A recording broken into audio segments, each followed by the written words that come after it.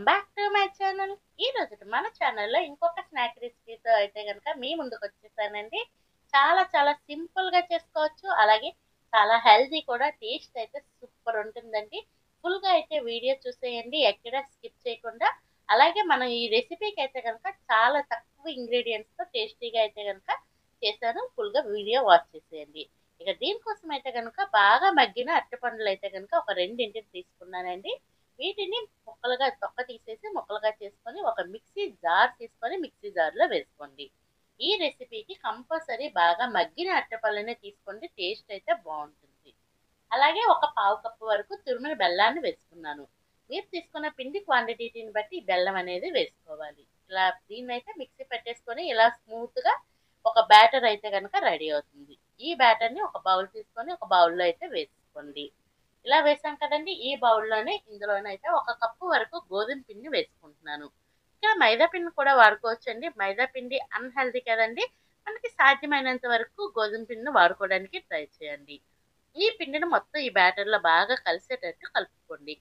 First అయితే కనుక water ఏమీ లేకుండా ఈ మనం అరటిపండు అలాగే బెల్లాన్ని అయితే కనుక మిక్సీ పెట్టి వేసుకున్నాం కదండి, ఆ బ్యాటర్ అంతా ఈ పిండిలో కలిసేటట్టు ఈ విధంగా కలుపుకోండి.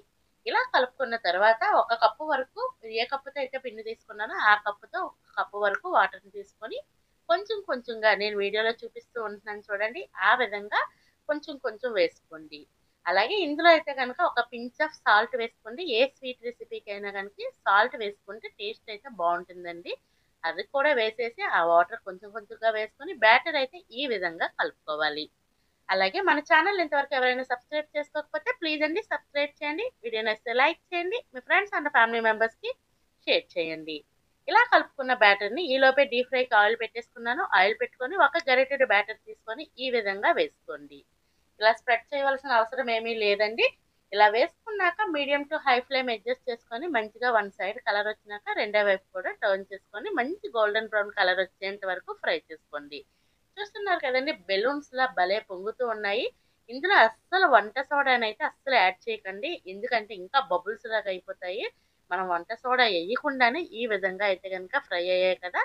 ఇలా మొత్తం రెండు వైపులా మంచిగా కలర్ వచ్చిన తర్వాత ఇలా ప్రెస్ చేస్తే ఏమైనా ఆయిల్ ఉంటే కనుక వచ్చేస్తుంది. అలాగే ఫ్లాట్ గా రెడీ అవుతుంది మనకి ఇది.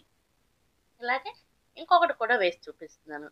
కాస్తంత బ్యాటర్ లూజ్ చేసుకుని వేసుకుంటే ఇలా పలుచగా వస్తాయండి. మీకు మందంగా కావాలంటే మందంగా వేసుకోవచ్చు, లేదు పలుచగా కావాలంటే పలుచగా కూడా వేసుకోవచ్చు. సేమ్ ఇది కూడా అంతే అండి. పూరి మనం చేస్తున్నప్పుడు ఆయిల్ పైనుంచి ఎలా వేస్తామో అదే విధంగా వేసుకుంటే ఇది కూడా బాగా పొంగుతాయండి.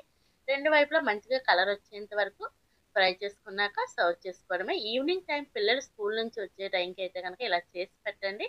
చాలా చాలా హెల్తీ, అలాగే బలంగా తయారవుతారండి పిల్లలు కూడాను. చాలా మంచి ఎనర్జెటిక్ అండి. ఇదైతే స్నాక్స్ గాను చేయొచ్చు, లేదంటే బ్రేక్ఫాస్ట్ గా కూడా చేసి పెట్టొచ్చు అండి. టేస్ట్ అయితే అదిరిపోతుంది. ఫైనల్లీ రెసిపీ అయితే రెడీ అయిపోయిందండి. ఇదైతే కనుక ఒక టూ డేస్ 3 డేస్ వరకు నిల్వ ఉంటాయి కూడా. ఒకసారి చేసి 3 డేస్ వరకు ఈ రెసిపీని ఎంజాయ్ చేయొచ్చు. ఇంకా మన ఛానల్లో మంచి మంచి వీడియోస్ ఉన్నాయి, వాటిని కూడా టైం కుదిరినప్పుడు వాచ్ చేయండి. Ready to eat. థ్యాంక్